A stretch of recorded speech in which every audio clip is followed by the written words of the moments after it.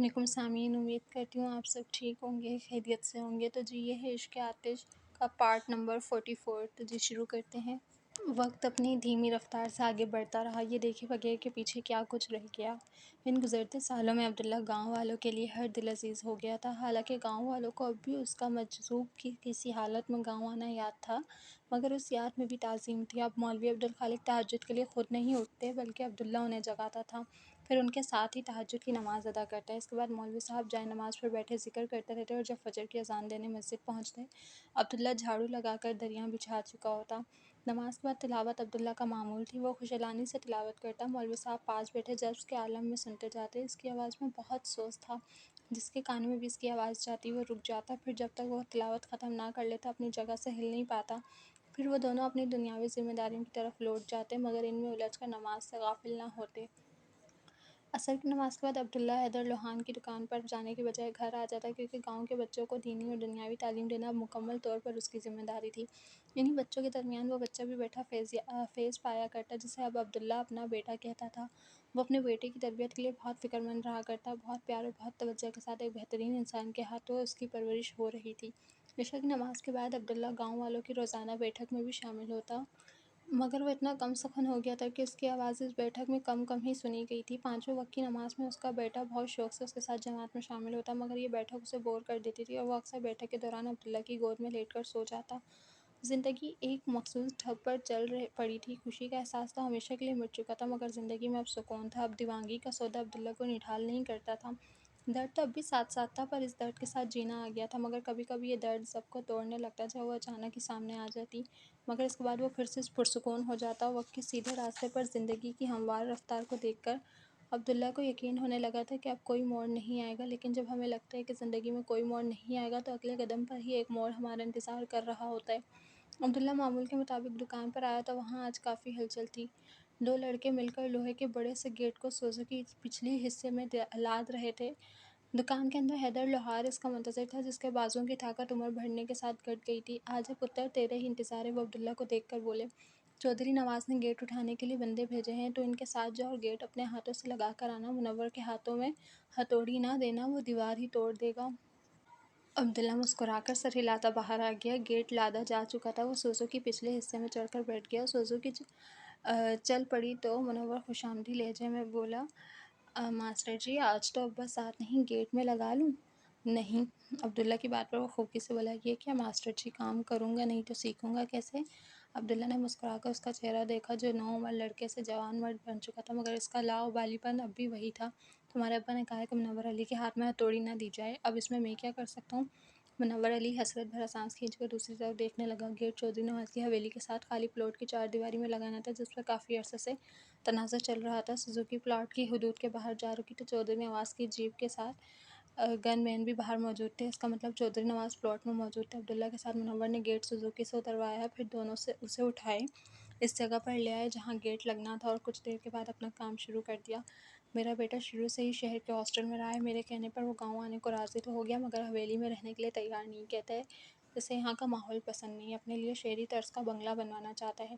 یہ زمین اسی کے لیے خریدی تھی، پر وہ حرام خور نمبردار نقد رقم میں وہ بھی یکمشت دے کر مکر گیا کہ پیسہ تو دیکھا تک نہیں۔ چھوڑیے چودھری صاحب، اب تو عدالت نے آپ کے حق میں فیصلہ سنا دیا اور یہ زمین بھی قانونی طور پر آپ کی ہوئی، مگر اگلی بار لین دین کرتے وقت کاغذی کارروائی کا خیال رکھیے گا، یہ آپ کے قانونی تحفظ کے لیے ضروری ہے۔ صحیح کہہ رہے ہیں وکیل صاحب، پکے کاغذ کے بغیر لین دین کرنا ہی نہیں چاہیے، حلق میں پھنس جاتا ہے۔ خیر ابھی تو میں نے پلاٹ کے گرد دیوار اٹھا کر پلاٹ بند کر دیا ہے، شہریار پڑھائی پوری کر کے آئے گا تو اپنی مرضی کا بنگلہ بنوا لے گا۔ عبداللہ ہتھوڑی کی مدد سے گیٹ دیوار میں فٹ کر رہا تھا، اور وہ لوگ باتیں کرتے اس کے پاس سے گزر گئے، مگر ایک شخص سر جھکائے آنی فریم کو دیوار میں ٹھونکتے عبداللہ کے چہرے کی ذرا سی جھلک پا کر ہی ساخت ہو گیا تھا۔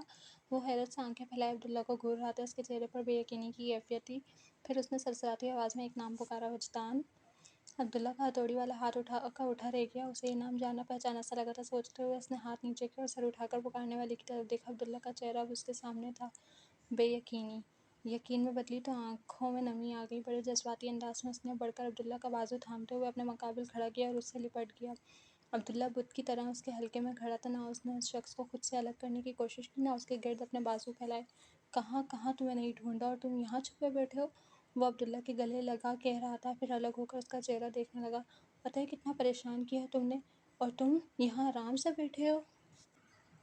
عبداللہ ٹکٹکی باندھے اسے دیکھ رہا تھا، جو اس کا چہرہ ہاتھوں میں لیے شکایت کر رہا تھا۔ اب اسے بھی عبداللہ کی بیگانگی کا احساس ہوا۔ اس کے چہرے پر سے ہاتھ ہٹاتے اس نے گہری نظروں سے عبداللہ کی طرف دیکھا۔ پاس کھڑا منور علی حیرت سے باری باری ان لوگوں کو دیکھ رہا تھا، جو آنکھوں میں آنکھیں ڈالے آمنے سامنے کھڑے ایک دوسرے کو بہت غور سے دیکھ رہے تھے۔ پھر وہ ایک شخص ایک دم سے حیران نظر آنے لگا۔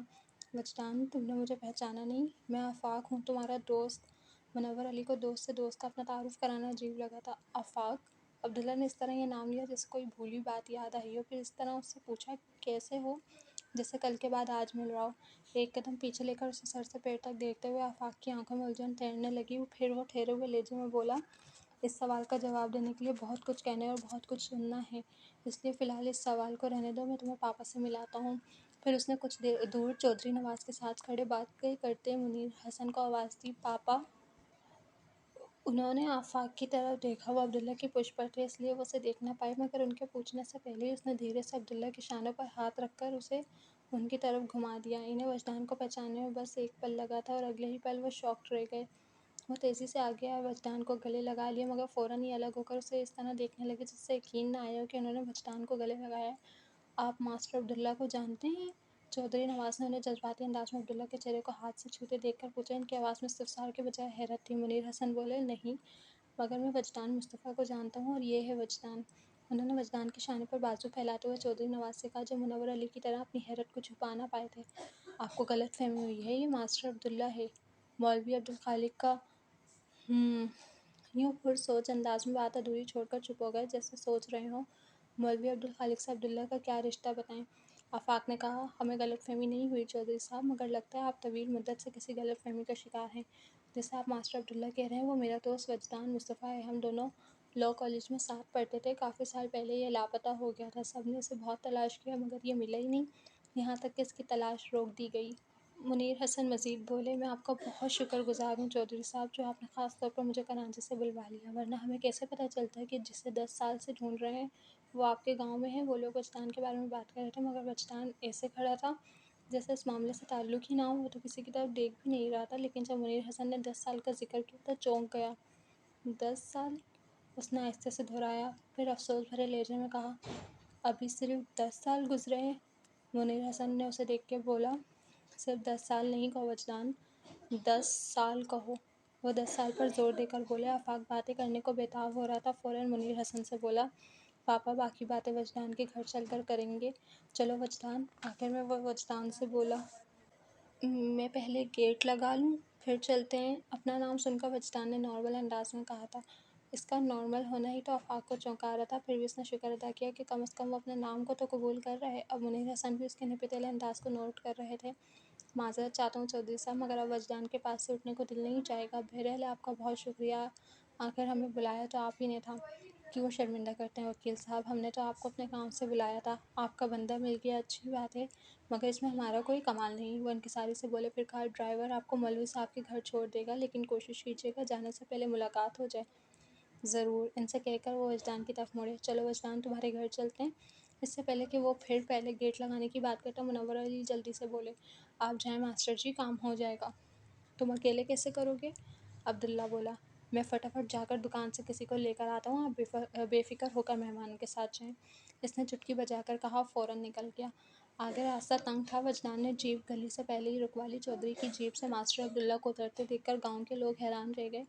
مزید حیرت تب ہوئی جب اس کے ساتھ اپنی وضع قطع سے شہری نظر آنے والے مہمان مولوی صاحب کے گھر میں داخل ہوئے۔ وہ چارپائی پر بیٹھی دوپہر کے کھانے کے لیے سبزی کاٹ رہی تھی، وجدان کو گھر میں آتے دیکھ کر حیرت سے بولیں، بڑی چھتی آ گیا عبداللہ، طبیعت تو ٹھیک ہے؟ جی، اس نے مختصراً جواب دیا، مگر تب تک ملانی جی کی نظر ان کے پیچھے اندر داخل ہوتے سوٹ بوٹ مردوں پر پڑ چکی تھی۔ انہیں فوراً اندازہ ہو گیا کہ یہی دونوں عبداللہ کے جلدی گھر آنے کی وجہ ہیں۔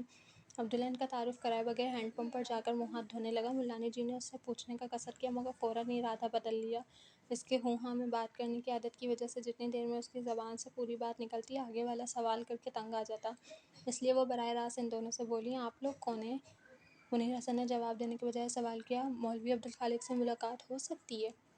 انہوں نے اس بات میں سر ہلایا، پھر چارپائی سے اٹھتی ان سے بولی، آپ لوگ بیٹھے، میں مولوی صاحب کو بلا کر لاتی ہوں۔ پھر چلتی ہوئی دروازہ کھول کر دکان میں چلی گئی۔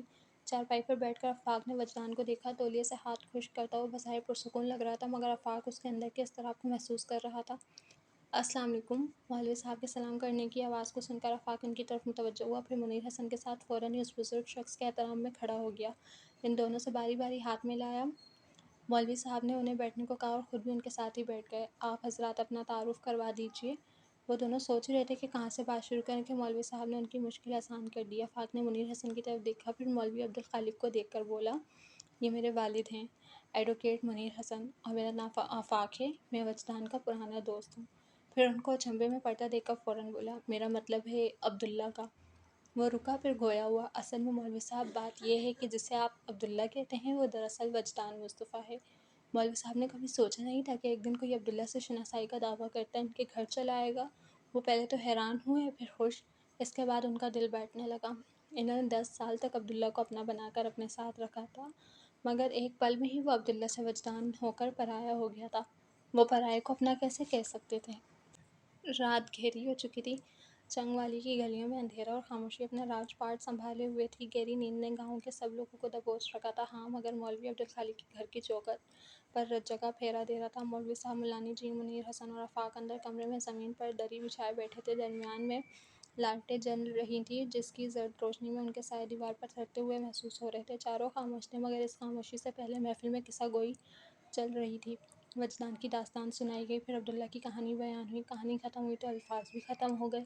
وجدان کی زندگی کے 10 سالوں کا زیاں آفاق کو تھکا رہا تھا۔ آفاق نے ہلکے سے گردن کو موڑ کر دروازے سے باہر صحن میں پھیلے گھپ اندھیرے کو دیکھا اور گویا ہوا۔ کہتے ہیں کبھی کبھی انسان کی زندگی میں ایک ایسا موڑ آتا ہے جو اسے بدل کر رکھ دیتا ہے، مگر وجدان کی زندگی میں ایسا ایک نہیں بلکہ کئی موڑ آئے ہیں، اور ہر بار کی تبدیلیوں نے اسے اتنا بدل دیا ہے کہ ڈھونڈنے سے بھی مجھے اس میں وہ وجدان نہیں ملتا جو کالج میں برابر والی سیٹ پر بیٹھتا تھا۔ میرا وہ کھویا ہوا دوست مجھے بہت یاد آتا ہے۔ آفاق کی آواز بوجھل ہو گئی۔ مولوی صاحب نے اسے دیکھا، پھر یوں لگا جیسے کچھ کہنا چاہتے ہیں، لیکن انہوں نے خاموشی سے نظریں پھیر لیں۔ مولوی صاحب، آپ کا یہ احسان تعریف کے لائق ہے کہ آپ نے اتنے برسوں تک وجدان کو سہارا دیا، لیکن پھر بھی آپ سے ایک شکایت ہے۔ کیسی شکایت منیر حسن؟ وہ ان کی طرف دیکھ کر بولے، آپ کو وجدان کے ماں باپ کی حالت کا اندازہ تو ہوگا ہی۔ آپ کے پاس 10 سال کا وقت تھا، آپ نے کیوں وجدان سے اس کے گھر کے بارے میں سوال نہیں کیا؟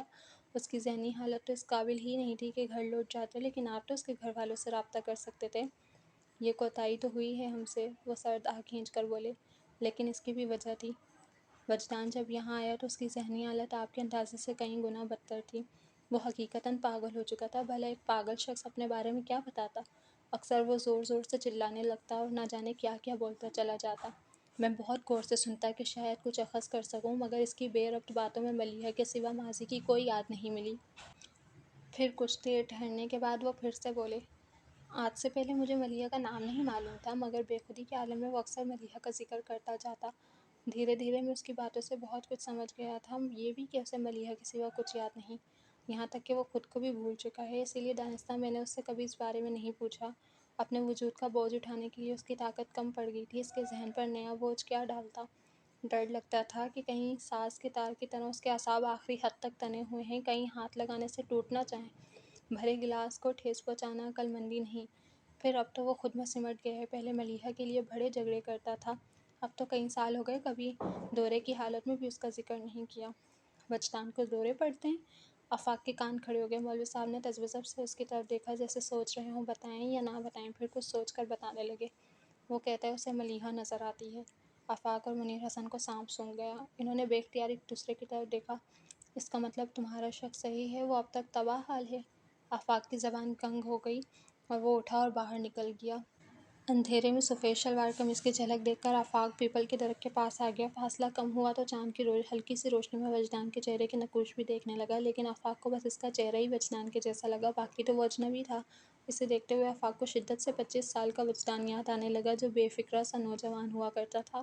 وہ سنجیدہ مگر خوش مزاج تھا، ہمہ وقت خود میں مگن رہنے والا۔ اس کی طبیعت کی سادگی سے لوگ بلا وجہ ہی اس کی طرف اٹریکٹ ہو جاتے، مگر اس کی ذات میں بہت گہرائی تھی۔ اس کے جذبات اندر ہی کہیں چھپے رہتے اور سطح پر کوئی ہلچل نہ ہوتی۔ وہ ہر وقت مطمئن سے انداز میں مسکراتا رہتا، لیکن اس وقت آفاق کے سامنے 35 سال کا ایسا مرد کھڑا تھا جو خود سے تعلق توڑ چکا تھا۔ اس کے اندر اضطراب کی لہریں اٹھا کرتی تھیں، لیکن اس نے چہرے پر سکون اوڑھ رکھا تھا، ایسا سکون جس میں جان چپ تھی۔ اسے دیکھ کر ہر بار لگتا کہ وہ گہری سوچ میں ہے، لیکن آفاق کو پتہ تھا اب اس کے دماغ کو سوچنے کی عادت نہیں رہی۔ وہ 10 سال زندگی کو اس طرح جی رہا تھا جیسے آخری پل بچے ہوں۔ آفاق اس کے بالکل سامنے کھڑا تھا، مگر اسے اندازہ نہیں ہو پا رہا تھا کہ وجدان کو اس کی موجودگی کا علم ہے بھی یا نہیں۔ وہ پلکیں جھپکائے بغیر زمین کو دیکھ رہا تھا۔ تمہیں پتہ ہے تمہارے جانے کے بعد کیا ہوا تھا؟ وجدان کے وجود میں کوئی حرکت نہیں ہوئی، وہ یوں ہی خاموش رہا۔ جس طرح تمہیں ڈھونڈا ہے، اگر دریا میں سے سوئی تلاش کرتے تو شاید وہ بھی مل جاتی، لیکن تم نہیں ملے۔ ایک بار ایک مدھم سی خبر آئی تھی کہ تمہیں شہر سے باہر جانے والے راستے پر دیکھا گیا ہے، مگر میں نے وہ خبر تمہارے گھر والوں سے چھپا لی کیونکہ اس خبر میں تمہارے پاگل پن کی تصدیق تھی۔ لیکن میں نے اور ساجد نے تمہیں سندھ میں ہر جگہ تلاش کر لیا، پولیس کی مدد لی، اخباروں میں اشتہار چھپوائے، یہاں تک کہ مزمل بھائی نے تو اپنی نوکری تک چھوڑ دی۔ 3 سال وہ تمہاری تلاش میں در در بھٹکتے رہے۔ وہ تو افغانستان کے بارڈر تک ہو آئے، پھر جیسے جیسے تمہارے ملنے کی امید کم ہوتی گئی، ان کی ہمت بھی جواب دے گئی۔ انکل تو پہلے ہی ان کے آسرے پر تھے، بالکل ہی ڈھہ گئے۔ آنٹی کو ہمیشہ یہ گرد پریشان کرتا رہا تھا کہ تم ان سے ناراض ہو کر چلے گئے ہو۔ میں کبھی انہیں بلیہ کے انتقال کے بارے میں بتانے کی ہمت نہیں کر سکا، ڈرتا تھا کہیں وہ سچ مچ نہ مر جائیں۔ پھر لمبی خاموشی کے بعد پوچھنے لگا، کیا ہم تمہیں کبھی یاد نہیں آئے؟ وجدان نے آہستہ سے سر دائیں بائیں گھما کر انکار میں جواب دیا۔ کمال ہے! آفاق کو غصہ آ گیا۔ ہم نے وہاں اپنی زندگیاں حرام کر لیں اور تم یہاں عبداللہ بنے آرام سے جی رہے ہو۔ میں آرام سے نہیں ہوں آفاق۔ آفاق کو اس کے چہرے کے تاثرات کا تو اندھیرے کی وجہ سے ٹھیک اندازہ نہیں ہوا، مگر یہ کہتے ہوئے اس کی آواز کا ٹھہراؤ آفاق کو سوئی کی طرح چبھا تھا۔ بے اختیار اسے گلے لگا کر تھپکتے ہوئے آفاق کہنے لگا، سب ٹھیک ہو جائے گا وجدان، تم فکر مت کرو۔ آفاق کی آنکھیں پرنم تھیں۔ جی سامعین، آج کا پارٹ یہیں پہ ختم کرتے ہیں، ملتے ہیں نیکسٹ پارٹ میں۔ جب تک کے لیے اپنا بہت خیال رکھیے گا۔ اللہ حافظ۔